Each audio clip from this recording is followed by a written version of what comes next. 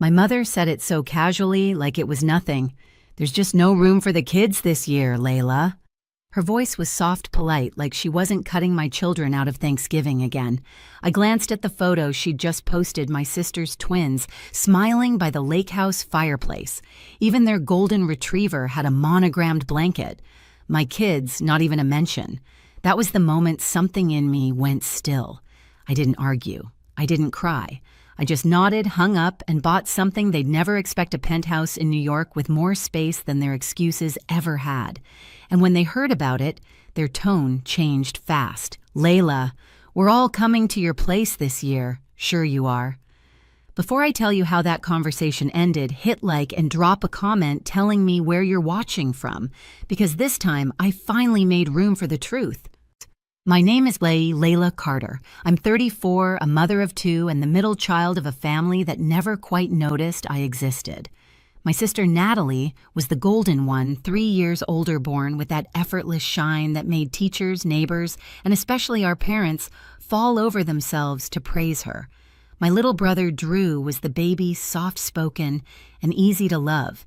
And me, I was the quiet space between them, the reliable one who didn't cause trouble, but never quite earned applause either. We grew up in a tidy Connecticut suburb where lawns were clipped and people waved just long enough to keep up appearances. My father worked as an accountant. My mother taught 3rd grade. They loved structure, predictability, and reputation.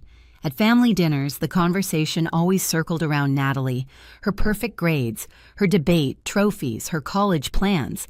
I learned early how to smile at the right time and pass the salt without being asked. When I left for college in Boston, no one really asked what I wanted to study. I picked finance because it was practical, solid, and somehow that practicality turned into passion.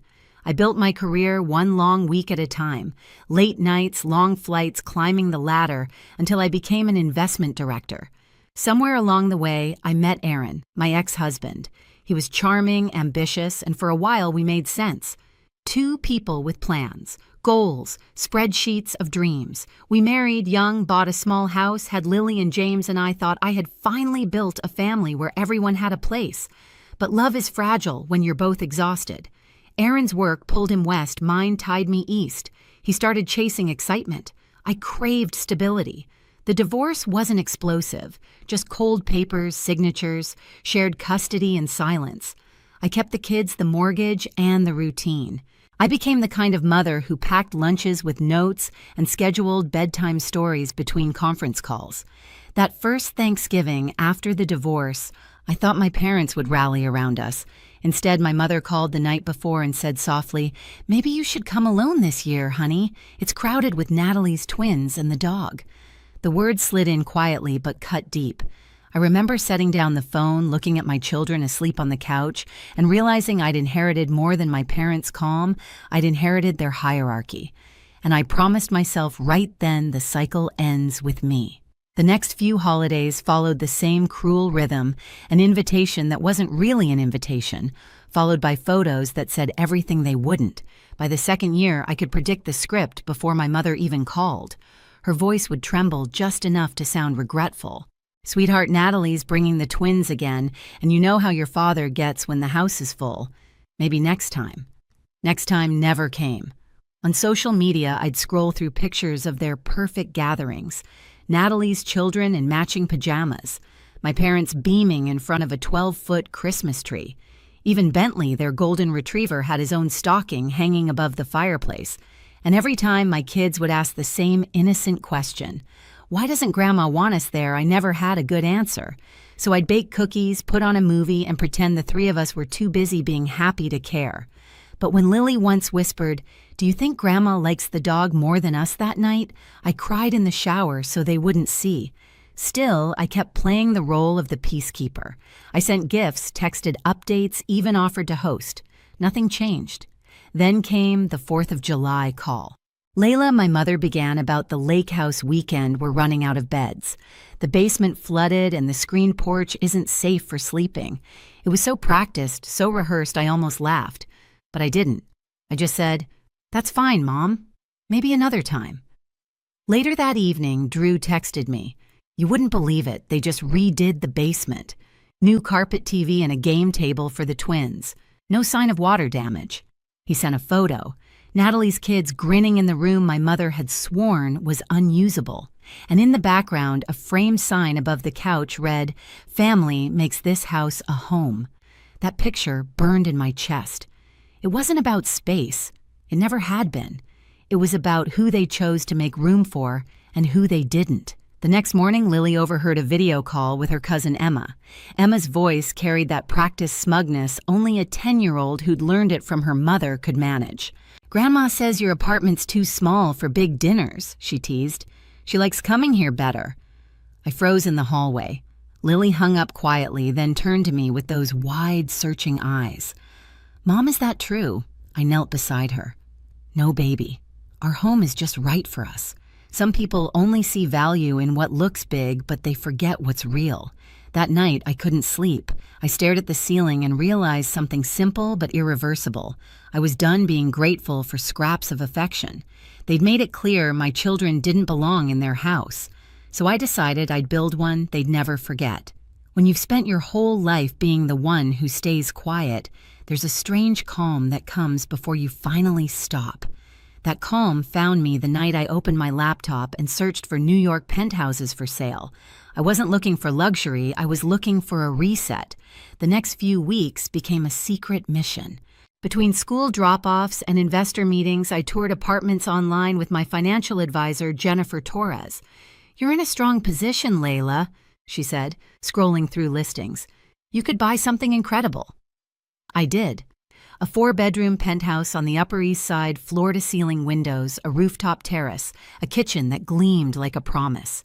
I pictured Lily's art supplies spread across the dining table, James building Lego towers in the sunlight. Space. Real space.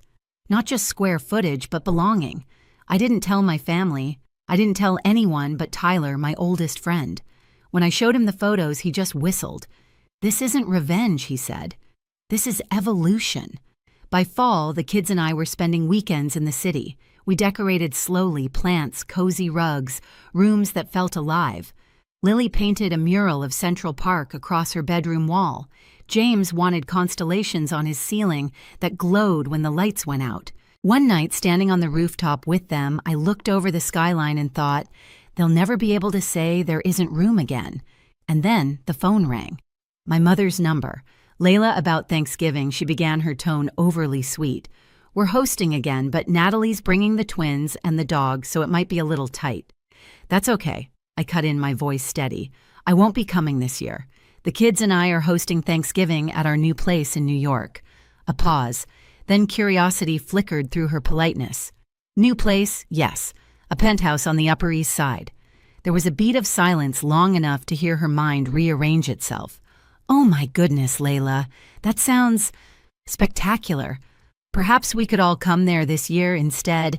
You have the space now." There, it was the shift. Years of no room vanished the moment there was something they wanted. I smiled into the phone. "Let me think about it." But in my heart, the decision was already made.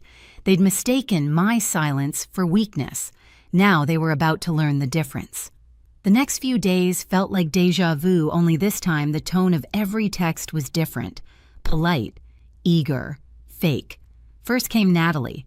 "Mom says you bought a penthouse on the Upper East Side." Which building I gave her as little as possible. "Just moved in," I replied. "We're keeping it simple this year." "Perfect," she texted back. "The twins have always wanted to see the Thanksgiving parade in person. We'll stay with you, it'll be fun." Then came my father. "Your mother and I think it would be wonderful for everyone to celebrate together at your new place. We can bring dessert." Even relatives I hadn't heard from in years started sending messages. "We'd love to see your new home, Leila." The same people who couldn't make room for my children suddenly found all the space in the world for themselves. Tyler shook his head when I told him. "They're not coming because they love you," he said. "They're coming because they love how it looks." He was right. When my father called again, his voice carried that old authority, the one that used to make me fold. "Leila, it'll mean a lot to your mother if we could all come. Family is important, especially now that you've done so well for yourself." I let the silence stretch. "You mean now that I finally have something you respect?" Don't start that again, he said sharply. We love all our children equally. Equally, I repeated, tasting the word like something sour. Is that what you told Lily and James when they slept on air mattresses while Natalie's dog had my old room? He started to sputter, defensive as always, but this time I didn't fill the quiet. I just said, Dad, anyone who didn't make room for my kids before doesn't get a seat at our table now. I hung up before he could respond. The morning of Thanksgiving arrived crisp and bright. The terrace glowed under the November sun, set with candles and white linen. Tyler and his wife were already there carving turkey and laughing with the Johnsons, our neighbors from Boston who'd made the trip. Drew showed up last, holding flowers and guilt in equal measure. I should have said something years ago, he said quietly. You shouldn't have had to go through that alone. Then don't let it happen again, I told him. By mid-afternoon, the place was alive with the kind of warmth I hadn't felt in years. Laughter, music, kids chasing each other through hallways too big for old pain. Lily moved confidently among the guests, proud of the place cards she'd made by hand. James gave tours of his glow-in-the-dark ceiling like a proud realtor. At 4:30, the elevator chimed. My parents stepped out holding a pie and a forced smile. Leila, my mother said, breathless, "This is extraordinary." "Thank you," I said evenly. "Dinner's over, but you're just in time for dessert." They exchanged a glance, realizing this wasn't the triumphant arrival they'd imagined. When Lily and James appeared in the doorway, everything went still. My father cleared his throat. "Lily, James, we wanted to say something." He knelt down, awkward, unused to the position. "We haven't been the grandparents you deserve. We made excuses instead of space. And that was wrong." My mother's eyes filled as she knelt beside him. "Can you forgive us? We'd like to do better if you'll let us." The room held its breath. I didn't say a word. This moment wasn't mine to answer. Lily looked at me, then back at them.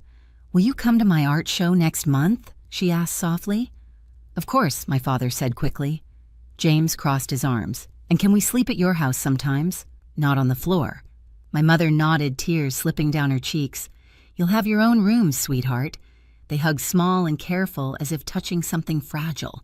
Around us, everyone exhaled the kind of collective release that only happens when a truth finally lands. But not everyone had learned. At that exact moment, Natalie's name flashed across my phone screen. "Natalie, can't believe you didn't invite us. Mom said it's incredible up there."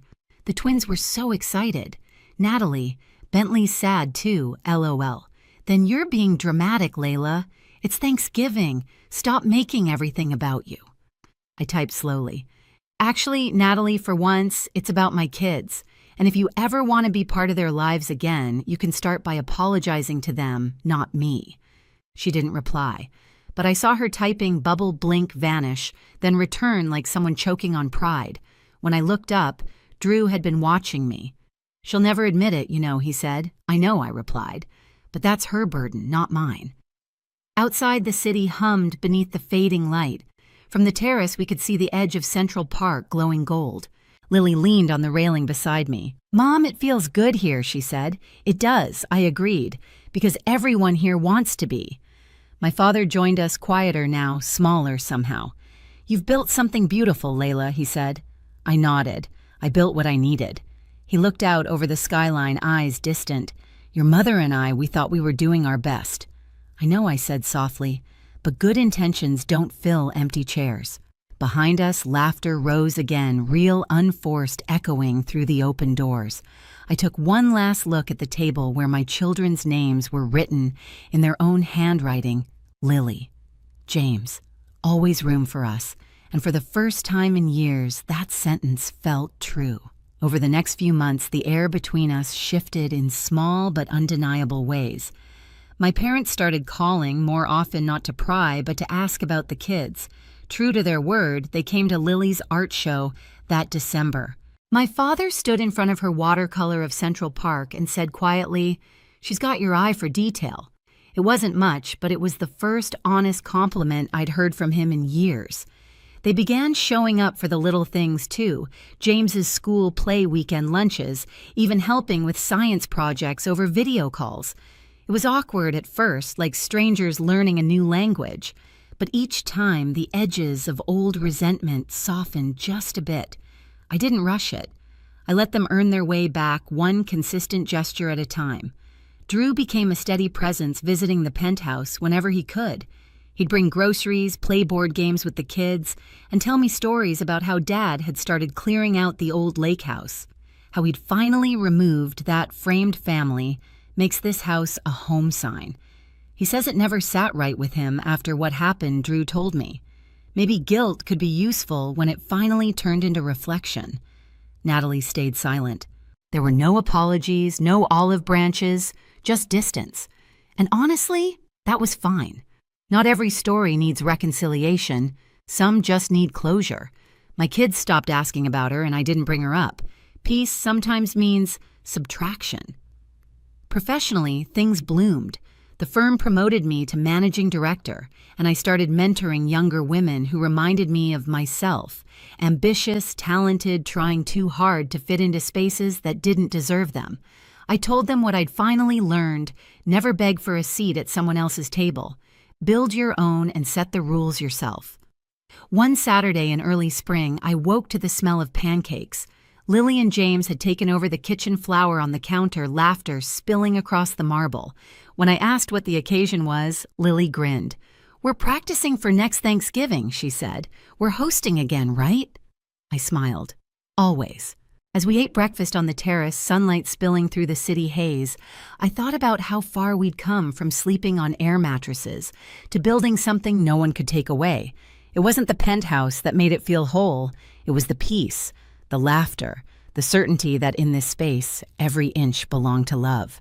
That spring evening, I stood alone on the rooftop as the city lights blinked awake one by one. The terrace was quiet now, except for the faint sound of my children laughing inside. For years, I had mistaken silence for peace, thinking that if I didn't fight back, things would stay calm. But peace without respect is just suppression, and silence only protects the ones who hurt you. I thought about all the no-room excuses, all the holidays I'd spent pretending it didn't sting. They'd taught me something I never learned in business school: boundaries aren't walls. They're doors you decide who can walk through. Downstairs, Lily and James were setting the dinner table, 2 plates, a vase of fresh tulips, place cards they'd written themselves. Mom James called, "We saved you the best seat." I looked at those little cards, always room for us, and felt the kind of warmth that doesn't depend on anyone's approval. So if you've ever been the one left out, the one told there wasn't space for you, remember this: you don't need permission to take up room. You build your own table.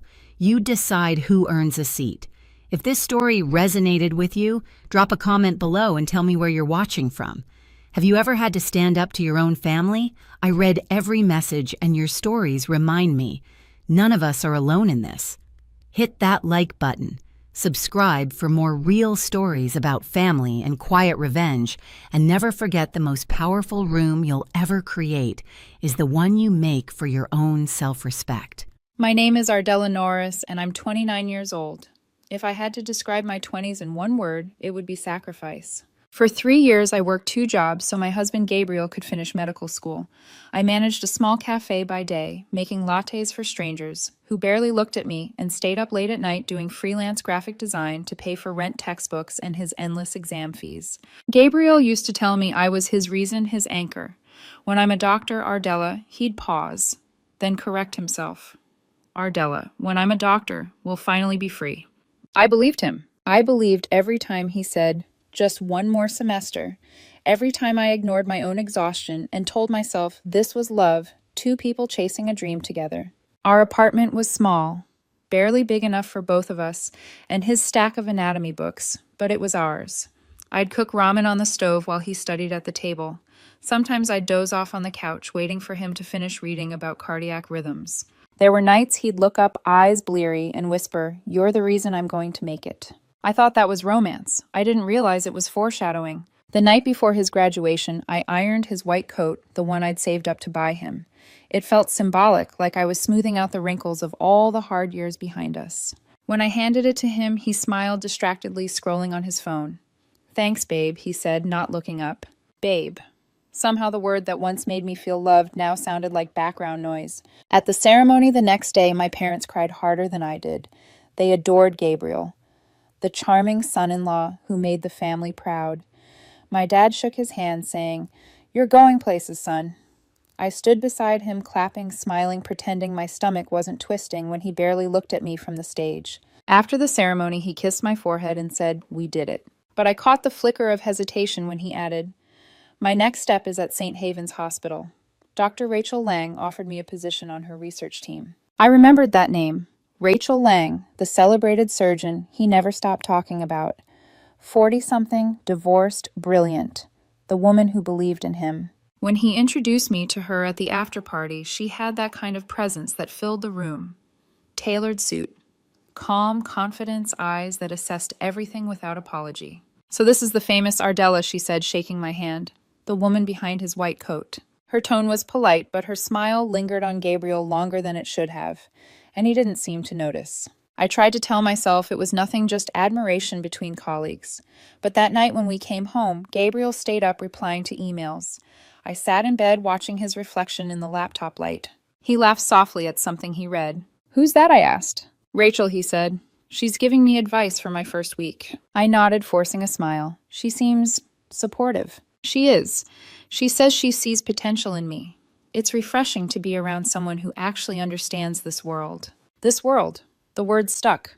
Like maybe somehow I didn't belong in it anymore. The first few months after Gabriel started at St. Haven's Hospital felt like living with a ghost. He was there, but never present. He'd leave before sunrise, come home after midnight, smelling of antiseptic and exhaustion. I used to wait up for him making tea and setting out dinner he rarely touched. Eventually, I stopped waiting. At first, I thought it was stress. Every new doctor goes through it, the long shifts, the impossible expectations. But soon the way he looked at me changed. There was distance in his eyes, like every word I said had to travel miles to reach him. He started speaking differently, too. Phrases like, "That's not professional," or "People in my field don't do that," slipped into our conversations. My husband, the same man who once thanked me for holding his world together, now sighed when I talked about my art clients. "It's cute that you enjoy design," he said one night, scrolling through medical journals. Cute. Like it was a hobby. Like my work didn't keep our lights on for 3 years. He began dressing differently. Tailored suits, silk ties, a watch that definitely wasn't ours. "Where did you get that?" I asked. "Gift from the hospital," he said without meeting my eyes. Later, I found a thank you card in his briefcase from Rachel. At dinner, he'd bring her up constantly. "Rachel says I should focus on cardiothoracic surgery. Rachel thinks I have leadership potential. Rachel recommended this new wine." I told myself I was being paranoid, that Gabriel was just inspired by a mentor. But the truth was, he'd stopped saying "we" a long time ago. Then came the night that shattered the illusion completely. I was cleaning up the kitchen when his phone buzzed. It was lying face up on the counter, one new message from Rachel. "You looked incredible today. I can't stop thinking about it." My hands froze on the dish towel. I waited for guilt to flash across his face when he noticed I'd seen it. But instead, he calmly took his phone and said, "You shouldn't go through my messages, Ardella. That's what you're worried about." My voice cracked. Not the message itself. He sighed like I was inconveniencing him. "Rachel and I have a connection. It's not what you think." "Then what is it?" I demanded. He leaned against this counter, arms folded. "It's about ambition. Understanding. You wouldn't get it. You're comfortable staying small." The words hit harder than any confession of cheating. "Small," I repeated. "I worked 2 jobs so you could chase your dream, Gabriel. I built your future from scratch." He shrugged, and I appreciate it, but I've outgrown this. I stared at him, waiting for him to take it back. "What do you mean this? This life," he said simply. "This apartment, these late-night arguments. I'm trying to move forward. You're stuck." I felt my heartbeat in my throat. "Are you saying you're leaving me?" "I'm saying I already have." His tone was flat, detached. "Rachel understands me. She challenges me. You just make me feel guilty for succeeding." The rest of the night played out in silence. I packed his clothes one by one, the lab coats, the cufflinks I'd saved to buy the stupid watch she'd given him. He didn't stop me, didn't argue, didn't even look up from his phone. When I closed the suitcase, he finally said, "This doesn't have to be ugly, Ardella. We've both changed." "No," I whispered. "You changed. I just finally see it." The next morning, his side of the closet was empty. The The scent of his cologne still hung in the air like an echo that refused to fade. I didn't cry. I didn't scream. I just stood there realizing that everything I'd built for us, every sacrifice, every sleepless night had turned into the foundation of someone else's life. I didn't know whether to laugh or break down, so I did neither. I went to work. Because what else do you do when your whole world leaves before breakfast? The first week after Gabriel left felt like walking through fog, every sound muted, every color drained. I kept moving only because standing still hurt more. I went to work at the cafe, smiled at customers, and came home to an apartment that smelled like burnt coffee and loneliness. At night, I'd stare at the ceiling, wondering if Rachel ever had to scrub dishes until her hands cracked. My mother called every day. Ardella, sweetheart, you should talk to him. Maybe it's just stress. Men panic when they reach success too fast. Mom, I said, my voice barely above a whisper. He didn't panic. He prepared. That silenced her. 2 months passed. I stopped checking social media, stopped counting the days since he left. Instead, I started taking therapy sessions once a week. My therapist asked, "When was the last time you did something just for yourself?" I couldn't remember. So I started small. Morning walks, drawing again, rebranding my freelance work into something bigger, my own studio. I named it White Ember Design because sometimes even what's burned can still glow. While I was rebuilding piece by piece, Gabriel's new life seemed perfect from the outside. There were articles about Dr. Gabriel Hayes, the promising young surgeon mentored by the renowned Dr. Rachel Lang. I didn't read them, but my coworkers did. One of them whispered, "He looks different now, polished, like he belongs to another world." I smiled and said he does. Then one afternoon, about 8 months later, my cousin Mia came by the cafe, breathless and half gossiping. "Ardella, have you heard St. Havens is under investigation?" I froze mid-pour. Investigation. She nodded, eyes wide. Rachel Lang, apparently she's been having affairs with multiple doctors, promising promotions for favors. Gabriel's name came up. It's all over the hospital forums. I set the coffee pot down slowly. "Are you sure?" "Positive. My friend works in their admin office. She said Rachel's husband hired a private investigator. It's bad." Bad. That word didn't even begin to cover it. For years, I'd believed karma was too slow, too quiet.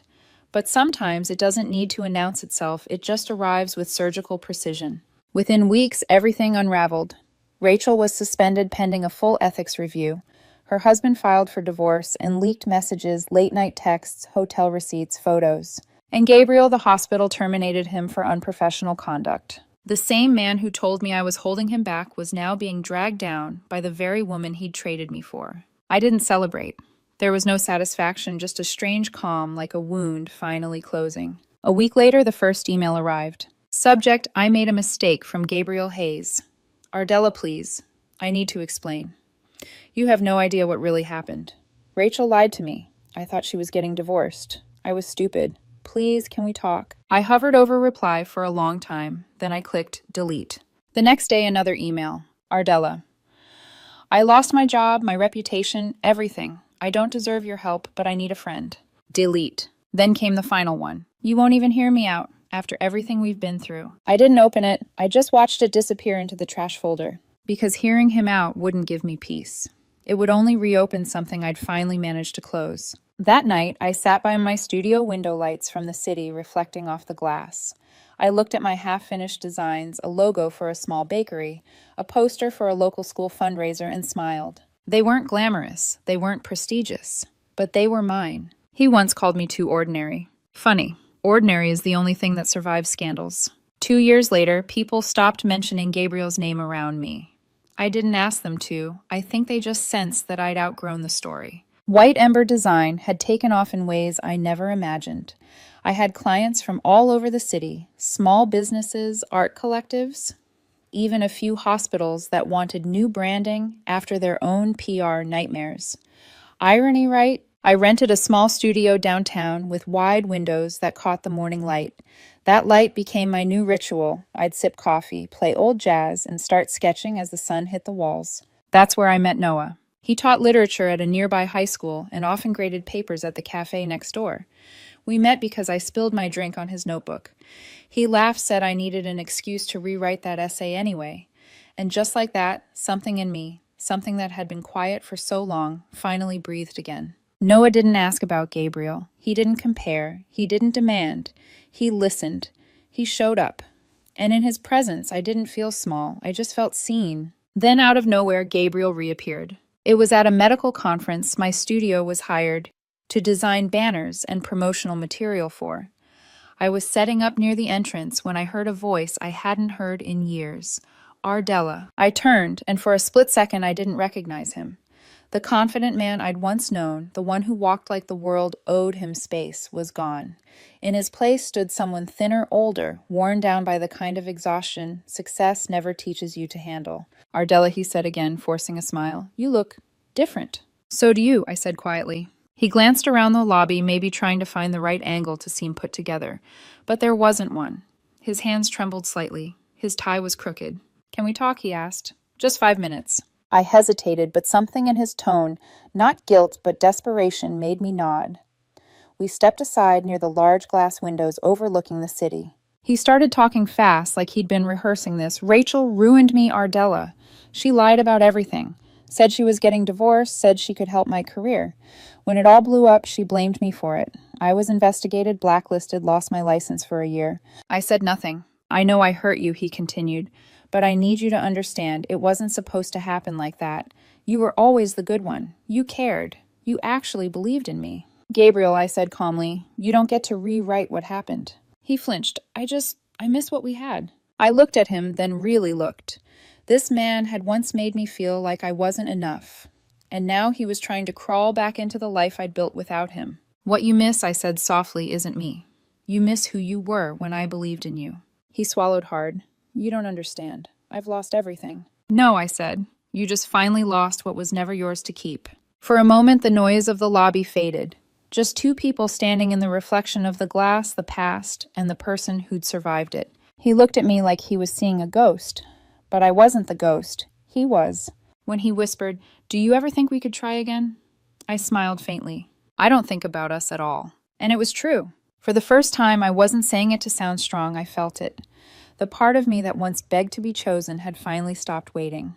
When I walked out of that building, the city air felt warmer than it had in years. Noah was waiting outside, leaning against his car, scrolling through his phone. You're early, he said, smiling when he saw me. Yeah, I said, taking his hand. I finished what I came here to do. He didn't ask what that meant. He didn't need to. When Gabriel said, I miss you, I realized he didn't mean me.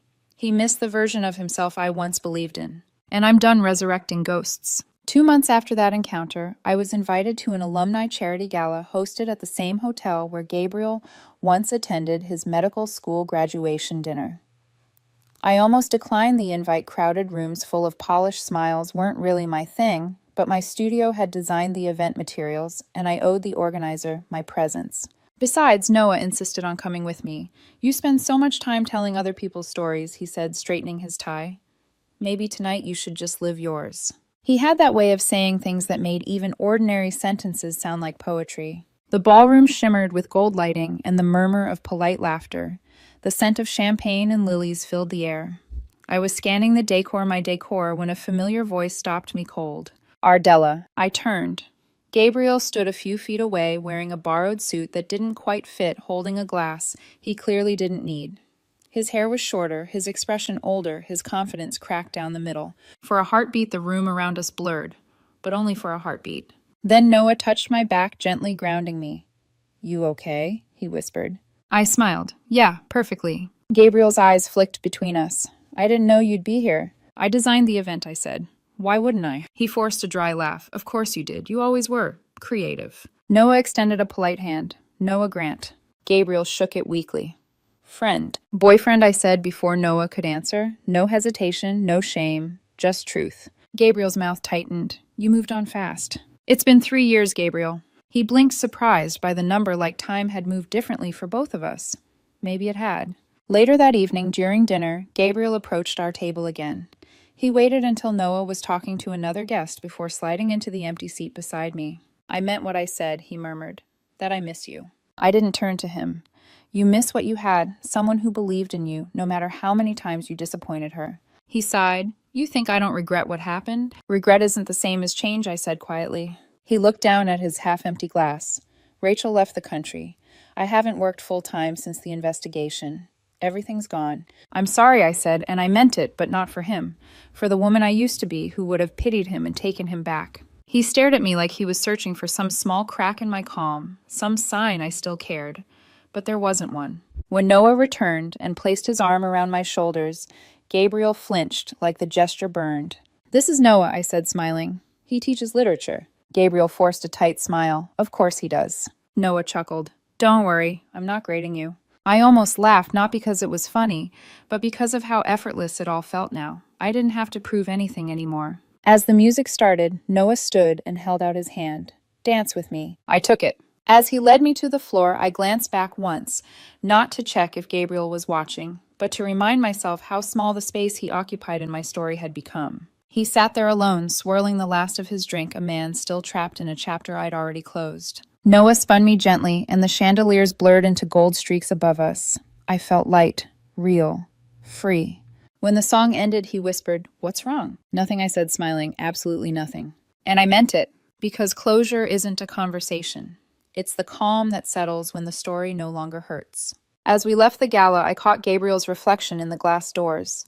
He looked smaller somehow, like a faded photograph of someone I used to know. I didn't wave, I didn't stop. Because I wasn't his lesson anymore. I was my own reward. As we walked out into the night, Noah slipped his arm around me, and I didn't look back. I'd already buried the ghost of who we were. 3 years later, I was sitting in my studio surrounded by plants, paint samples, and half-finished projects when an envelope slid under the door. It was an invitation to my cousin's wedding. Inside was a small handwritten note. "Thought you might want to know Gabriel's working at a small clinic in Oregon now. Seems like he's doing better." I stared at the words for a long moment, not because they hurt, but because they didn't. There was a time when even hearing his name could unmake me, when the sound of Gabriel would set my pulse racing with a mix of anger and nostalgia. Now it barely registered, just a name belonging to another lifetime. I folded the note and dropped it in the trash. Then I went back to what I was doing, sketching the logo for a nonprofit children's hospital that had hired me to rebrand their image. I smiled at the irony. The hospital world again, but this time on my terms. Noah came in holding 2 mugs of tea. "You're working late again," he teased. "Deadlines," I said with a grin, but the good kind. He set the mugs down and sat beside me, scanning the designs. "You've built something incredible, Ardella. You know that, right?" I leaned into him. "We built something incredible." He kissed my forehead. "Fair enough." Outside, the city lights reflected in the studio windows, soft, golden, alive. The same city where I'd once cried in silence, now glowing around the life I'd made. Sometimes people ask me if I ever got closure. I tell them I didn't need it. Closure isn't hearing "I'm sorry." It's realizing you no longer crave it. A few months later, my mom called. "Sweetheart," she said, "do you remember what day it is?" I looked out the window, confused. "Thursday," she chuckled softly. "It's Gabriel's birthday." "Oh," I said, blinking. "I forgot." There was a long silence on the line.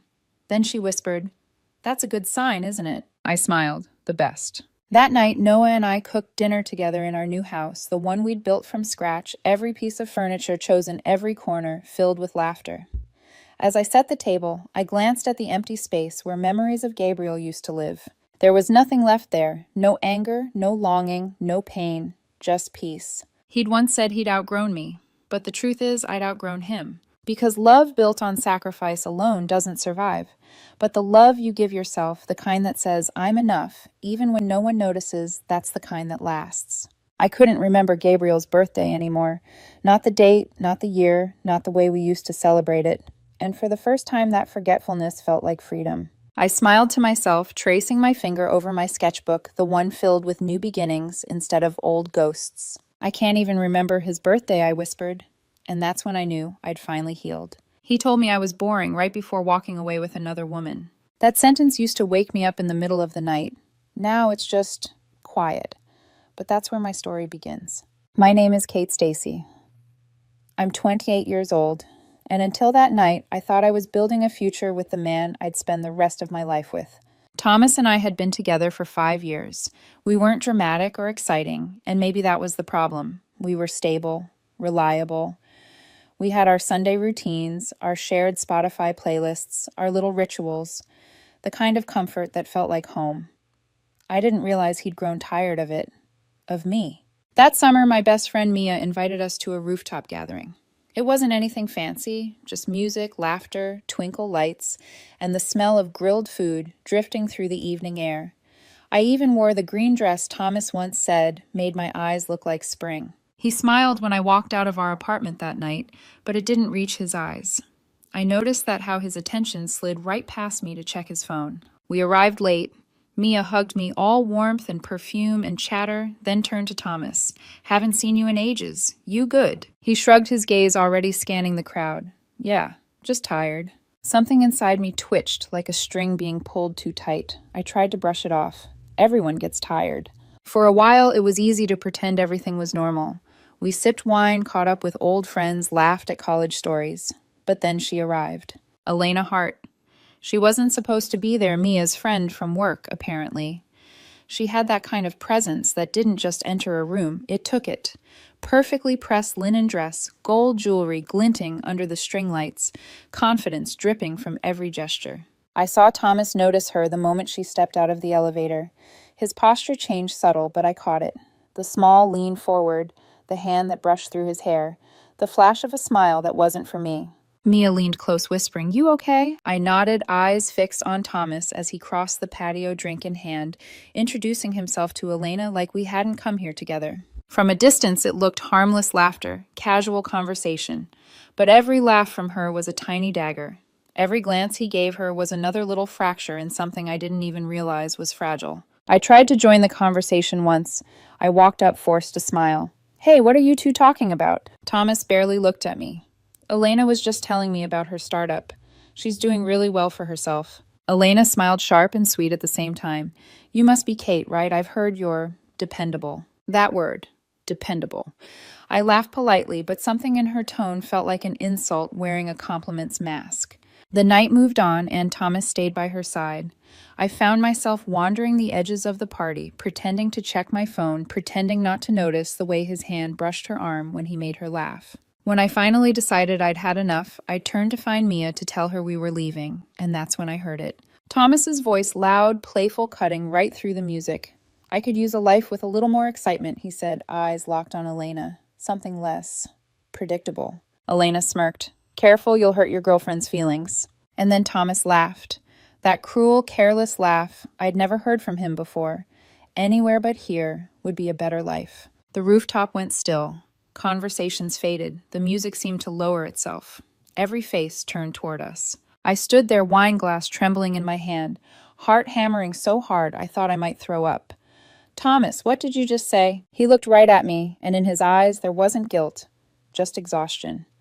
Contempt wrapped in a smile. "You heard me, Kate. You're comfortable, predictable, boring." That last word, boring, it didn't echo. It detonated. People stared. Someone coughed awkwardly. The sound of an ice cube cracking in a glass was louder than my heartbeat. Elena's expression shifted, part pity, part triumph.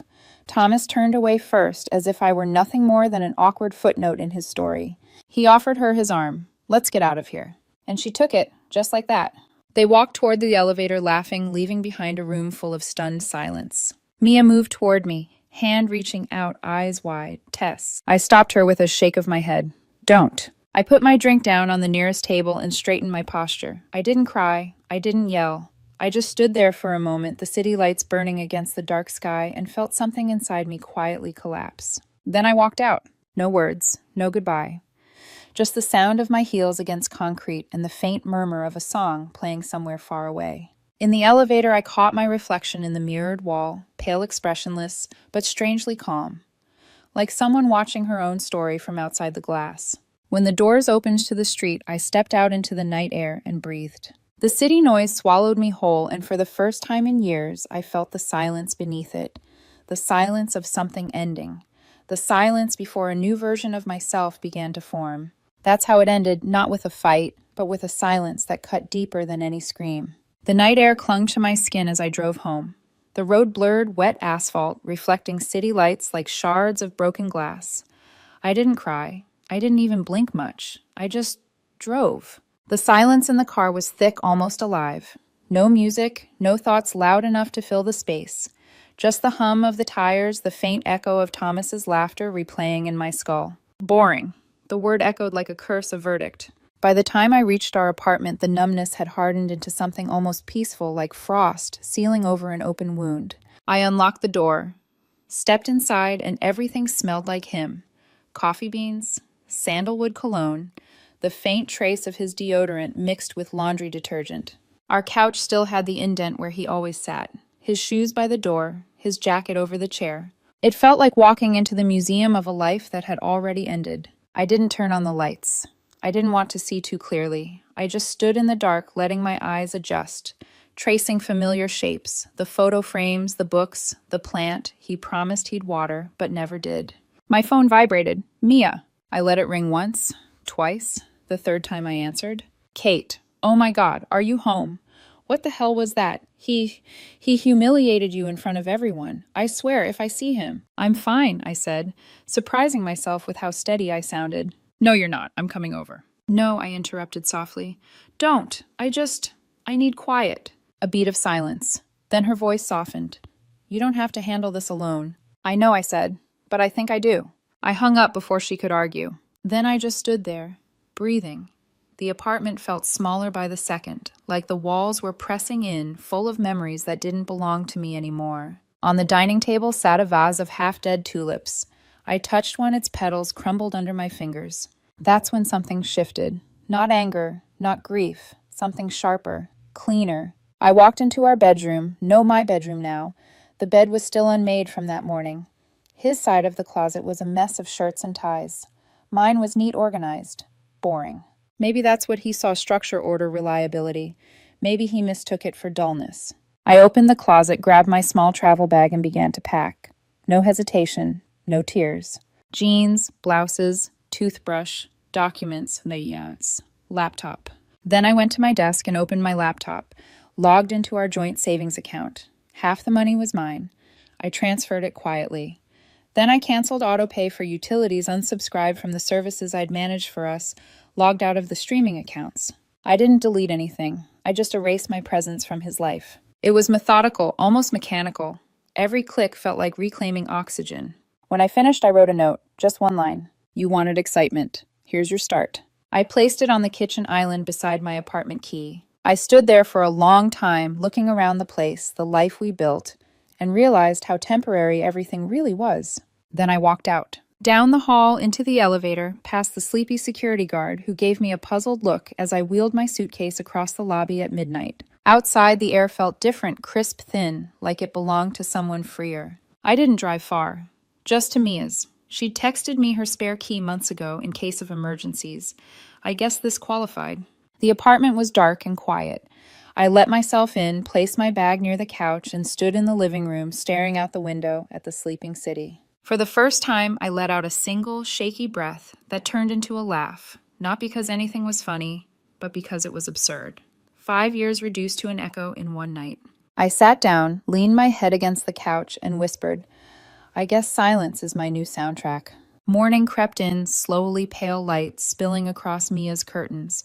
My eyes felt heavy, but my chest was lighter somehow. Mia texted me a dozen times before I even got up. Did you sleep? Are you sure you're okay? Want me to take the day off? We can key his car. I smiled for the first time in days. Typed back. No keys, no tears. I'll handle it. Because that's what it was now, handling it. Quietly, methodically, without drama. I made coffee in her kitchen, sat by the window, and looked at the street below, people rushing to work, carrying their own invisible heartbreaks. It hit me then I didn't have to be anyone's stability anymore. I could be my own. And maybe that was the start of something new. For the first time, silence didn't feel like defeat. It felt like power. It had been 10 days since the rooftop.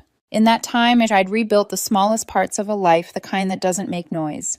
Wake up early, go for a run, make coffee.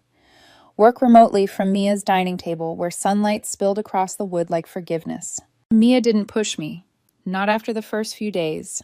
She understood silence better than most people.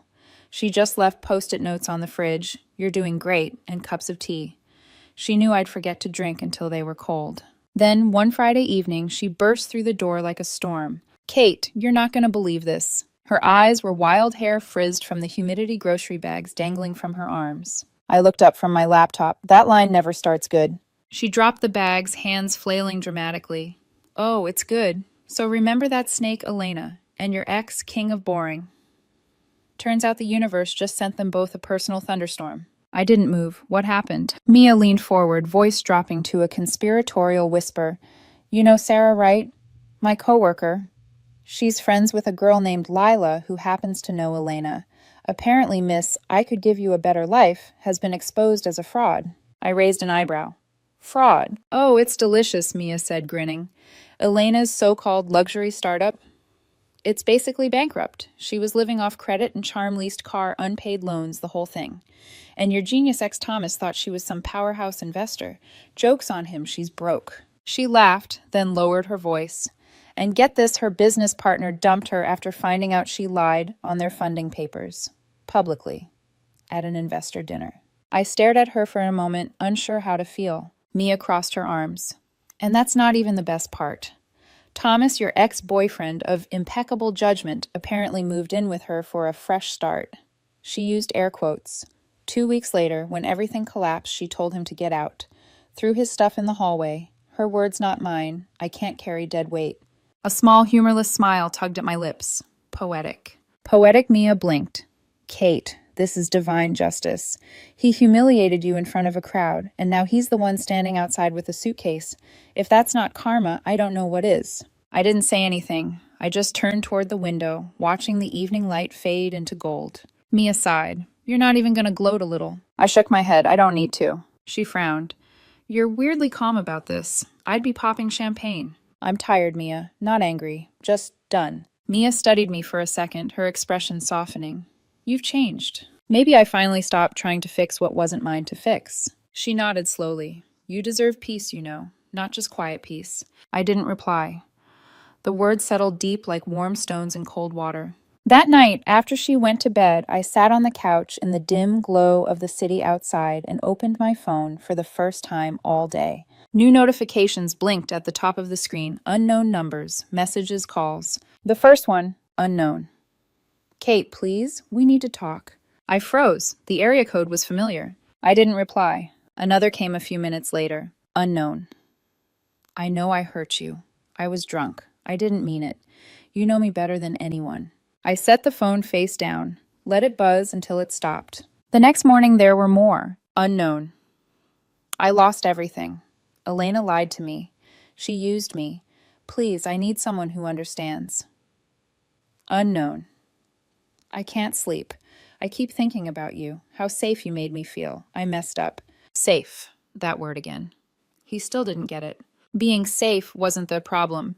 He just didn't have the courage to appreciate peace until he'd burned it down. I turned the phone off, placed it on the windowsill, and stared at the quiet city. The truth was, I didn't feel joy. I didn't feel pity. I didn't even feel vindicated. I felt free. Mia found me an hour later, still sitting there, coffee in hand, eyes dry but clear. You heard from him, didn't you? She asked softly. Yeah, I said. He's drowning. Mia's jaw tightened. Good. But I shook my head. He's not my ocean anymore. She smiled faintly. That's my girl. I didn't reply. I didn't have to. The silence between us was enough the good kind this time. The kind that didn't ache, but breathed. Later that evening, I watched the sunset from the balcony, soft pink, fading into the calm blue of dusk. For the first time, I realized I wasn't waiting for anything. Not an apology, not karma, not closure. Just peace. His downfall didn't bring me happiness. It just confirmed what I already knew. Walking away was the best revenge I'd ever have. The next few days felt like deja vu, the same quiet mornings, the same messages from unknown numbers I refused to open. But guilt has a way of persistence. By midweek, my phone lit up again over and over until the sound of vibration became a background hum to my life. I'd turn it face down while I worked, but I could feel the words pulsing beneath the glass, like they wanted to claw their way into my calm. When I finally looked, it was the same pattern desperation dressed in half-truths. Unknown. You know how I get when I drink. I wasn't myself that night. Unknown. You should have stopped me, Kate. You always grounded me. Unknown. You're punishing me for one mistake. Then the tone shifted, the kind of guilt that tries to disguise itself as nostalgia. Unknown. Remember that cabin in the mountains? We stayed up all night watching the snow you. In that oversized sweater, your hair still damp from the shower. You laughed when I said you looked like home. I still mean that. For a moment, I let my thumb hover over the screen. It's strange how memory can ache like a bruise you didn't know you still had. I could almost smell that cabin again. Pinewood coffee, the crackle of a fire. I remembered his hand tracing lazy circles on my wrist, the way he said my name like it was something fragile.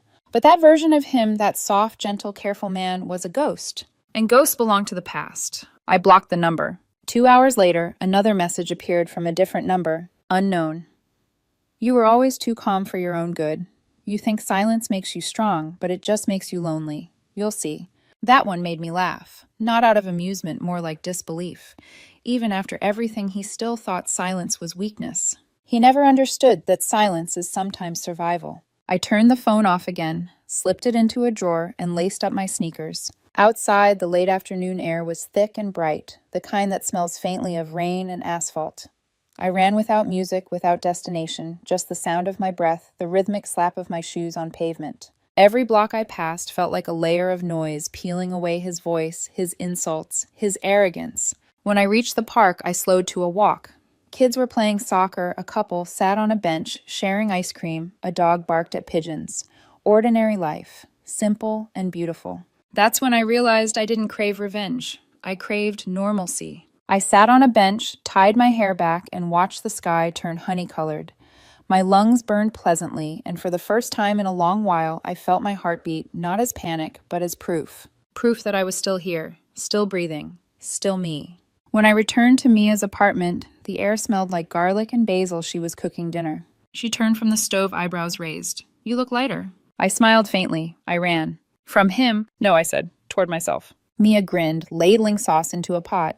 That's my poet. Later after dinner, I opened my phone again. Not because I missed him, but because I was done being afraid of words. More messages had piled up. Unknown. I saw your post. You look happy. That's not real. Unknown. I can't believe you've moved on this fast. Were you ever even in love with me? Unknown, you're cruel. You act calm, but you're just cold. It was almost funny the way he cycled through emotions like channels, guilt, anger, nostalgia, blame. I typed a single reply, just one. Kate, stop. Then I blocked him again, not out of anger, but closure. That night, I slept deeply for the first time in weeks. No dreams, no ghosts, no rooftop laughter haunting the corners of my mind. Just the quiet hum of the air conditioner and the sound of my own even breathing. The next morning, sunlight filtered through the curtains, painting soft lines across the wall. I stretched, yawned, and whispered to no one. Healing doesn't need witnesses. Mia and I spent the day at a weekend art market. She insisted I buy a small sketchbook and some watercolor paints. Therapy, she said. I hadn't drawn in years, but I took it anyway. That night I sat by the window and painted something simple. A window cracked open, sunlight pouring in. It wasn't perfect, but it was mine. The phone buzzed again on the table. Another new number. Unknown. I lost everything. Please, Kate. I just need to hear your voice. You're the only one who ever made me feel real. For a long moment, I just stared at it. The desperation in his words felt almost hollow now, like an echo fading across a canyon. Then I whispered, I hope you find what you're looking for. And I pressed delete. Every sunrise felt like proof that healing doesn't always need an audience. It was a Thursday evening, the kind of dusk that turns the city gold before fading into steel. I had just finished my workout, my body slick with sweat, lungs burning in the good way, and for once I wasn't thinking about him. I remember standing in front of the mirror, tying my hair back, catching my reflection, flushed, strong, alive. There was a peace in that image I hadn't seen before. Then my phone buzzed. Again. I ignored it. I'd learned to. But as I left the gym, the vibration didn't stop. It pulsed in my pocket, a steady heartbeat of unwanted reminders. I sighed. Pulled it out. Another new number. Unknown. You win. I've lost everything. Please, Kate, just 5 minutes. I should have kept walking. But something, maybe closure, maybe curiosity, made me pause at the edge of the parking lot. That's when I heard it. Kate. My name carried on the wind. I turned. Thomas stood under the harsh fluorescent light near the entrance, looking like the ghost of the man I once loved. His clothes hung loosely, hair disheveled, eyes rimmed red. The arrogance that used to define him was gone, replaced by something brittle and desperate. He took a hesitant step forward. You finally answered. I didn't think you would. I didn't move. I didn't. He gave a broken laugh. Yeah, I figured. He shoved his hands in his pockets, looked down. I just needed to see you. Why, I asked quietly. He exhaled, trembling slightly. Because you're the only person who ever made me feel like I was worth something. I said nothing. He looked up at me, searching for softness that wasn't there anymore. Elena's gone. Everyone's gone. My friends won't even talk to me. You were right, you know. She used me. She laughed when I told her I loved her. His voice cracked. I deserved it. God, I deserved it. I nodded. Yes, you did. That stunned him. He blinked as if expecting me to comfort him, to contradict it, to slip back into the role of caretaker. When I didn't, he stepped closer. Please, Kate, I made a mistake. I was stupid. I was scared. You know how I get when I feel trapped. I panicked. But we can fix this. I tilted my head. Fix what exactly? Us. His voice broke. We can go to counseling, move somewhere new, start over. I'll do whatever it takes. I swear I've changed. A silence settled between us, long enough for the distant hum of traffic to fill the space. When I finally spoke, my voice was calm, steady, too calm for him to understand. There is no U.S. Thomas. He flinched. You don't mean that. I took a slow breath. The woman who loved you died on that rooftop. His face crumpled. Don't say that. It's true, I said softly. You killed her when you called her boring. When you looked at her like stability was something to be ashamed of. When you threw away quiet love because you thought chaos meant passion. He took another step forward. I was wrong. I see that now. You were everything, Kate. You were... Stop. He froze. I met his eyes, not with anger, not with hate, but with something far colder. Distance. You want forgiveness because you can't stand what you see in yourself right now, I said. But forgiveness isn't supposed to fix you. It's supposed to free me. And I already am. He swallowed, hard eyes shining. Please, don't say that. Why not? It's the truth. He shook his head, tears finally spilling. You don't understand. I can't. You can, I interrupted gently. You just don't want to. The air between us was sharp electric. The same light that once felt romantic now revealed everything, every flaw, every lie, every piece of the man I'd tried too long to understand. I stepped closer, just enough for him to hear the finality in my voice. The man I loved was kind, steady, and real. You're not him anymore, and I like who I am without you. Thomas's breath hitched, his lips trembling. You don't mean that. I gave him a faint, tired smile. Yes, I do. I finally do. Then I turned away. Behind me, his voice cracked one last time, a choked sound somewhere between pleading and defeat. Kate, wait. But I didn't. I walked to my car, the night air cool on my skin, every step lighter than the last. I opened the door, sat down, and for a second just watched him through the windshield. He stood there still crying, still small beneath the buzzing parking lot light. I started the engine. As I drove away, his figure grew smaller, swallowed by the dark. At the first red light, my phone buzzed again. One last message. Unknown. You'll regret this. I blocked it without hesitation. Then as the light turned green, I whispered to myself, No, Thomas, you were my regret, and I'm finally done living in it. Some endings don't need revenge, just distance. It's been 3 months since that night in the parking lot. Time didn't heal everything, not right away, but it softened the edges. I moved into a small apartment downtown, 1 bedroom, white walls, sunlight spilling through wide windows. It's quiet here, the kind of quiet that used to scare me. Now it feels like a song only I can hear. There's a peace in routine again. Morning coffee, a jog through the park, painting in the evenings.